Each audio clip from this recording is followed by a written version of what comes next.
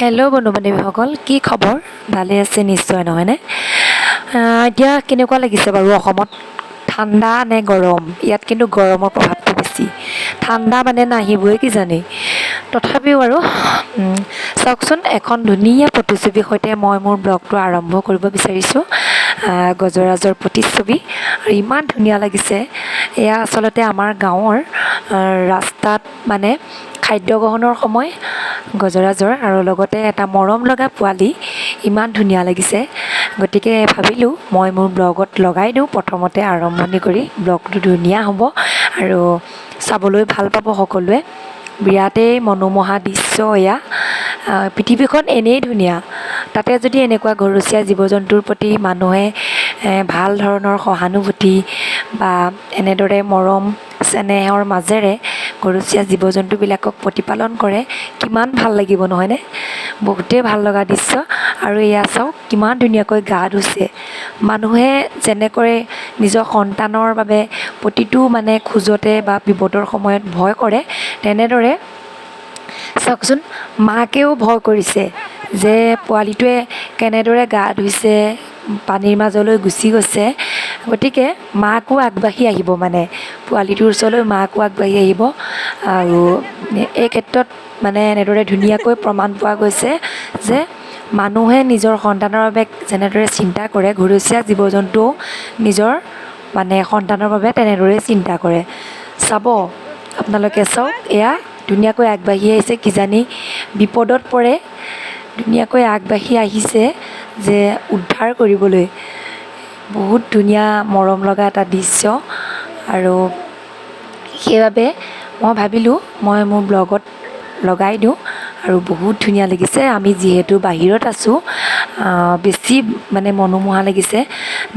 দেখিও পোৱা নাছিলোঁ বহুত দিন, আৰু এতিয়া দেখিছোঁ, ভাবিলোঁ ৰাখি থওঁ ধুনীয়াকৈ।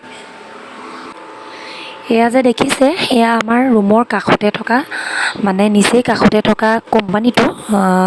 এই কোম্পানীটোত চেণ্ট বনোৱা হয়, পাৰফিউম, আৰু কোম্পানীটোৰ নাম হৈছে ফৰ্মুলেশ্যন।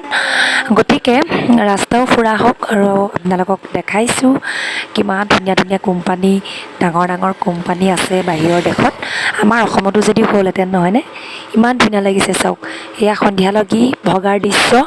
আৰু আমাৰ দেহাক লৈ মই ৰাস্তা অকণমান ফুৰিছোঁ। ইয়াত যিহেতু গৰম, ঠাণ্ডা ঠাণ্ডা হাৱা পাবলৈ ৰাস্তালৈ ওলাই আহোঁতে ভাবিলোঁ আপোনালোককো দেখাই দিওঁ। কোম্পানীটো বিৰাট ধুনীয়া লাগিছে, লাইটৰ পোহৰত। আৰু এইবিলাক কাষত এইবিলাক ভাড়া ৰুম আছে, এইবোৰ ছিংগুল ভাড়া ৰুম।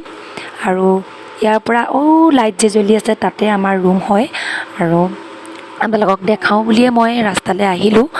বিৰাট ধুনীয়া লাগিছে, বিৰাট ডাঙৰ এটা কোম্পানী, নতুনকৈ মানে হৈছে, ঠিক এবছৰ ডেৰ বছৰমান হৈছে আৰু নতুনেই হৈ আছে।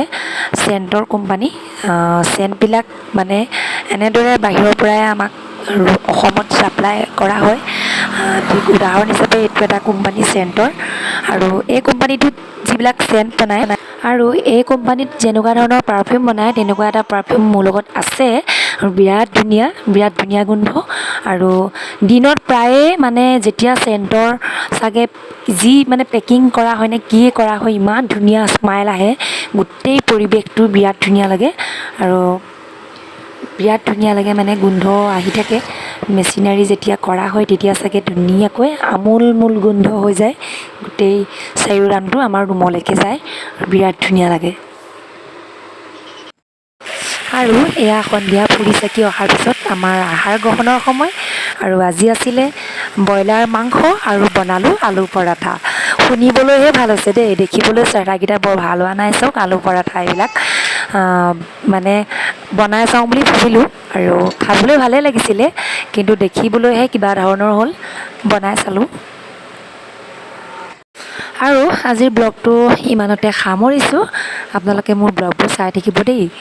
বাই বাই আজিলৈ।